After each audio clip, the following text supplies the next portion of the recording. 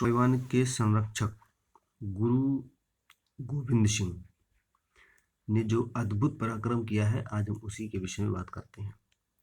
भारत को पराधीनता के बेड़ियों में कैद करने वाले मुगल शासन का अधर्म जब औरंगजेब तक आते आते देश के स्वाभिमान को पैरों तले कुचलने लगा था, तब धर्म हताश और पराजित सा दिखने लगा था।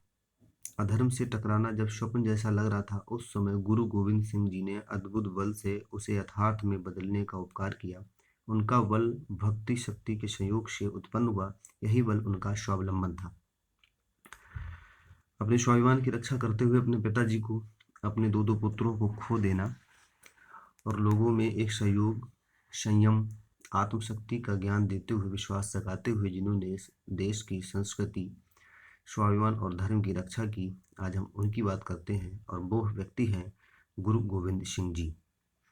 हमारे महान देश में जब भी अधर्म बढ़ा, विदेशी शासकों ने अनीति व अत्याचार से जन स्वाभिमान को कुचलने का पाप किया, लेकिन हमारे देश में ऐसे युग पुरुष अवतरित हुए जिन्होंने स्वावलंबन से धर्म और जन की प्रतिष्ठा स्थापित की। यह स्वावलंबन आत्मशक्ति व परमात्मा पर विश्वास के सुयोग से उत्पन्न हुआ, जो सदैव अपराजेय रहा। भारत को पराधीनता की बेड़ियों में कैद करने वाले मुगल शासन का अधर्म जब औरंगजेब तक आते आते देश के स्वाभिमान को पैरों तले कुचलने लगा था, तब धर्म हताशा और पराजित सा दिखने लगा था। अधर्म से टकराना जब स्वप्न जैसा लग रहा था, उस समय गुरु गोविंद सिंह जी ने अद्भुत बल से उसे यथार्थ में बदलने का उपकार किया। उनका बल भक्ति व शक्ति के सहयोग से उत्पन्न हुआ था।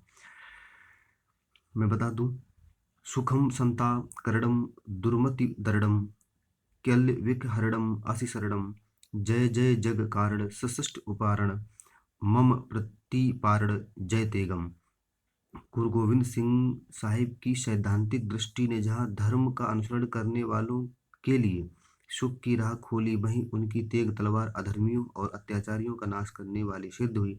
उनके इस महान कार्य से जहाँ परमात्मा की जय जयकार हुई, वहीं उनकी तेग की जय जयकार करने वाले आत्मचेतना से भर गए। मात्र 9 वर्ष की आयु में कश्मीर के ब्राह्मणों को मुगल शासन की क्रूरता से संरक्षित करने हेतु पिता गुरु तेग बहादुर जी को बलिदान के लिए दिल्ली जाने की प्रेरणा देने वाले गुरु गोविंद सिंह जी ने त्याग का अद्वितीय आदर्श स्थापित किया।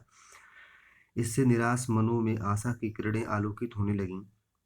गुरु जी ने धर्म स्थापना हेतु शक्ति के महत्व को चिन्हित किया। उन्होंने धर्म से आत्मगौरव अर्थात स्वाभिमान को जोड़ा। आत्मिक जागृति के बिना धर्म का गौरव संभव नहीं था। गुरु साहिब ने जाति, वर्ण आदि वर्ग के भेदभाव को दूर करते हुए खालसा पंथ सजाया और सभी को एक ही पात्र में अमृत पान करा सामाजिक समानता का आधार तैयार किया। सभी को जहाँ धर्म में दृढ़ किया, वहीं धर्म की रक्षा के लिए कृपाण सहित 5 ककार भी प्रदान किए। यदि धर्म का पालन करना है तो धर्म की रक्षा करने का सामर्थ्य भी होना चाहिए। वे कश्मीर में ब्राह्मणों में उत्पन्न हुई निरीहता के इतिहास की पुनरावृत्ति नहीं चाहते थे। गुरु गोविंद सिंह जी जानते थे कि औरंगजेब को राजसी बल ने मदान्ध कर दिया है। इससे भारत की मौलिक सांस्कृतिक सामाजिक मूल्य व वर्ग धर्म के अस्तित्व पर संकट मंडरा रहा है। औरंगजेब सत्ता के बल पर भारतीय भूभाग को अपने धर्म व संस्कृति में रंग देने के लिए किसी भी सीमा तक जाने को तैयार था। उसके सामने खड़े होने का साहस गुरु गोविंद सिंह जी ने दिखाया। उन्होंने कहा कि औरंगजेब की 1.25 लाख फौज का सामना करने में उनका खालसा ही एक ही सक्षम है। यह भारतीय स्वावलंबन का बड़ा उदाहरण था। 1.25 लाख से एक लड़ाऊ का विचार गुरु साहिब की दूरदर्शिता व कठिन साधना का परिणाम था। उन्होंने परमात्मा की भक्ति व गुरुवाणी को प्रत्येक सिख के जीवन का अभिन्न अंग बनाया। उन्हें परमात्मा की कृपा पर विश्वास करना सिखाया। परमात्मा की कृपा प्राप्त करने के लिए उन्हें नित्य गुरुवाणी का पाठ करने और गुरुवाणी में उल्लिखित सिद्धांतों को आचार में उतारने के लिए संकल्पबद्ध किया। उन्होंने औरंगजेब को लिखे पत्र जफरनामा में लिखा था, यदि तुम्हें अपने राज्य की ताकत का अभिमान है तो हमें भी परमात्मा की शरण रक्षा पर मान है। यह प्रतीक था कि हमारा स्वाभिमान, विश्वास व चेतना जाग चुकी है, जिसे कुचला नहीं जा सकता। गुरु गोविंद सिंह जी स्थानीय ताकतों की एकता के लिए भी प्रयत्नशील रहे। उस समय पहाड़ी राजाओं में आपसी मतभेद उभरते रहते थे। सिरमौर और गढ़वाल राज्य की सीमाओं का विवाद चल रहा था। औरंगजेब ने इस स्थिति का लाभ उठाते हुए गढ़वाल को अपने अधीन कर लिया। दोनों राज्यों के राजा एक दूसरे के बैरी बने हुए थे। गुरु गोविंद जी ने सिरमौर क्षेत्र में पाउंटा साहिब नगर बसाया, तब सिरमौर के राजा मेदिनी प्रकाश और गढ़वाल के राजा फतेह शाह में संधि व मित्रता कराई। इसी तरह वे व्यापक चेतना व सहयोग की संभावनाओं पर कार्य कर रहे थे। गुरु साहिब ने स्वावलंबी होने की शिक्षा दी। उन्होंने जहाँ सिखों को धर्म में दृढ़ किया, वहीं शस्त्र विद्या और युद्ध कौशल में भी प्रवीण किया। वे उन्हें बलशाली बनाने के साथ ही साथ सदुपयोग का पाठ भी पढ़ाया करते थे। यदि उन्होंने सिखों को महाशक्ति के प्रतीक स्वरूप कृपाण धारण करने का आदेश दिया, तो चार ककार कड़ा मर्यादा, केश विवेक का प्रतीक, कंगा सहजता का प्रतीक और कक्ष संयम का प्रतीक भी प्रदान किए। उनकी तेग धर्म की रक्षा और अधर्मी का नाश करने के लिए थी। यह उनके जीवन का उद्देश्य भी था, जिसे गुरु साहिब ने स्वयं अपनी कृति विचित्र नाटक में स्वीकार किया था। गुरु साहिब ने धर्म के लिए बलिदानों को बड़ी सहज दृष्टि से देखा। अपने पिता गुरु तेग बहादुर जी के बलिदान को उन्होंने तन का ठीकरा दिल्ली के बादशाह औरंगजेब के सिर पर फोड़ने जैसा कहा था। उनकी इस सहज दृष्टि का ही प्रभाव था कि जब उन्होंने अपने पिता का कटा हुआ शीश, जो जीवन सिंह दिल्ली से लेकर आए थे, प्राप्त किया, तो हजारों नम आंखों के बीच पूर्णतः शांत व निर्लिप्त रहे थे। जब उनके युवा पुत्र अजीत सिंह व जुझारू सिंह एक के बाद एक चमकौर के युद्ध में उनकी आंखों के सामने शहीद हुए, तब भी वे परमात्मा का आभार करते दिखे।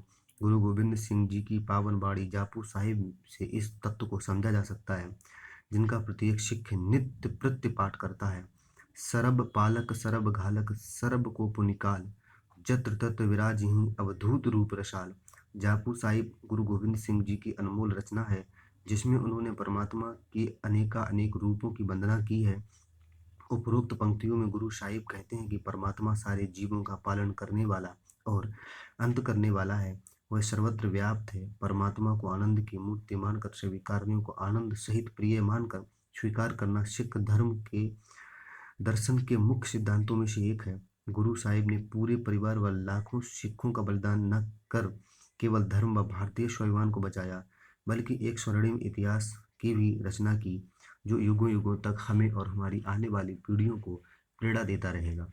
इसी संदर्भ में हम कहना चाहेंगे कि जो वर्तमान में परिस्थितियां हैं, जैसे काशी विश्वनाथ, सोमनाथ, अयोध्या राम मंदिर, जगह जगह पर जो पुरानी संस्कृति, जो हमारी विरासत है, अगर उसको सरकार के द्वारा संरक्षण प्रदान करके उनका पुनर्योजन किया जा रहा है, तो उसे हम राजनीति से जोड़ के ना देखें। हम अपनी संस्कृति और अपनी उन पुरानी विरासतों के संरक्षण की दृष्टि से देखें, जो हमारे जीवन में एक महत्वपूर्ण स्थान रखते हैं, हमारी उन पुरानी परंपराओं का हमें ज्ञान देते हैं, हमारे उस संयम और उस शक्ति का प्रतीक हैं। तो उनकी रक्षा करना, उनका संरक्षण करना हम प्रत्येक भारतीय का धर्म होना चाहिए।